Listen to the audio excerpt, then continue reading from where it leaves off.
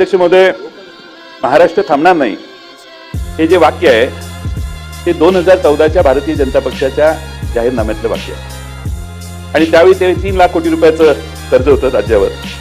त्यावेळी महाराष्ट्राला आश्वासन भारतीय जनता पक्षाच्या जाहीरनाम्यात दिलेलं की हे कर्ज आम्ही कमी करू. मधला 2.5 वर्षाचा काळ सोडला तरी 7-7.5 वर्ष आपलं राज्य आहे. अध्यक्ष महोदय, आम्ही 9 लाख कोटी रुपयाच्या कर्जापर्यंत पोहोचलेलो आहोत. पेट्रोल डिझेल याच्यावर काय मी बोलत नाही, कारण आता लोकांना सवय झालेली आहे 100 रुपयाच्या वर, सेंचुरीच्या वर. आता 125 रुपयाचं पेट्रोल कधीपर्यंत जाईल ही तारीख आणि साल फक्त सरकारने सांगणं बाकी आहे, पण तेही लोक महाराष्ट्रातली सहन करतील याची मला खात्री आहे. पेट्रोल डिझेल याचे दर वाढले तर आता जनतेला काही फारसं त्याचं वाटत नाही असं त्याचा अर्थ आहे.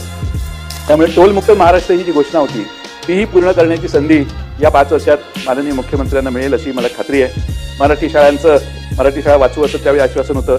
आजही मराठी शाळांचा टक्का घसरतोय. महिलांच्या सुरक्षिततेवर जास्त मी बोलून वेळ